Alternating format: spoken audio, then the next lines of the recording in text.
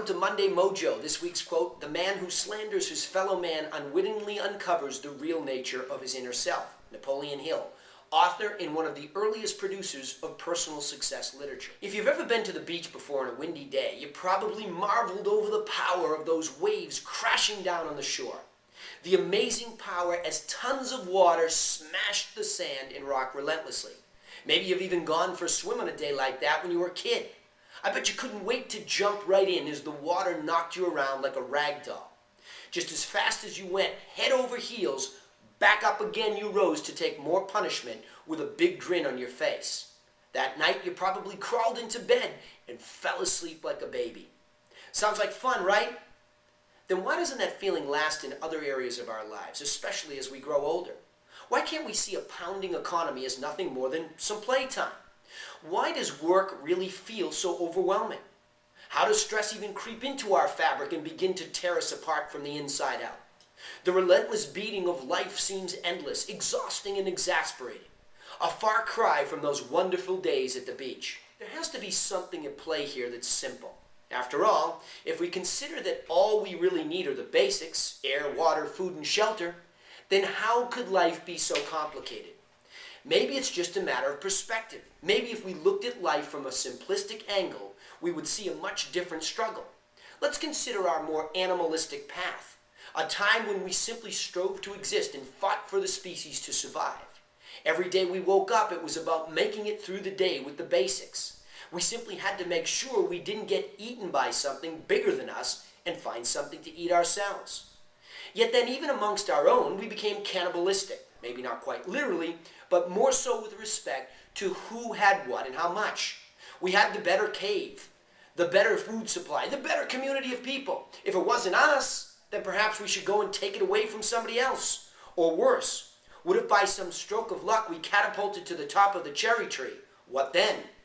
Did we show others the path, or did we button up the hatches in the ivory tower and hide? Now you might be wondering what happened to my competitive edge, or if I've gone completely off the socialistic deep end. But stay with me here and focus on balance. Anything to an extreme can certainly be dangerous, so somewhere in the middle is where the answer may be.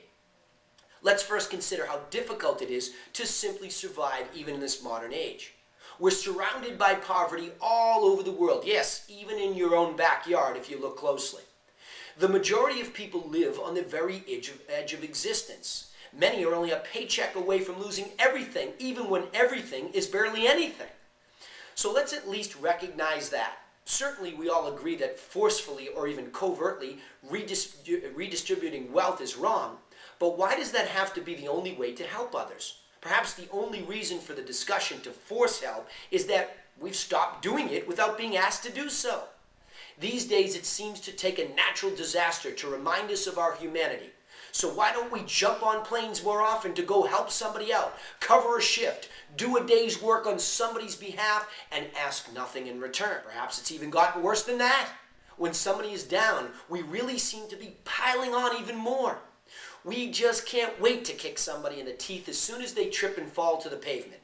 We're so quick to blame the media for covering the worst of all of us, yet we all know that they wouldn't do it unless there was a demand. Supply and demand economics 101. So put yourselves in the shoes of the attacked. How does it feel as you conjure up those feelings? Here you are just trying to get through life. You make a mistake and here they come. An army of the self-righteous, the insidious, the agenda-driven scoundrels.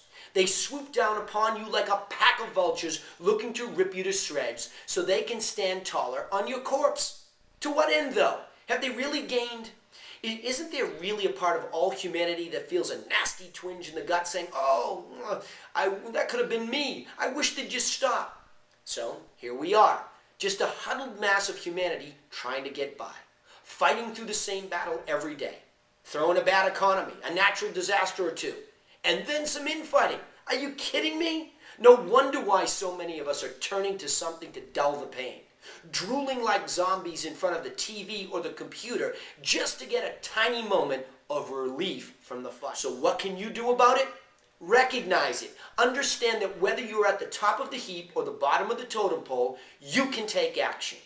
You can stop pounding on somebody else. You can call upon every ounce of humility that you can muster to help you realize that we're all in some sort of struggle, some type of war.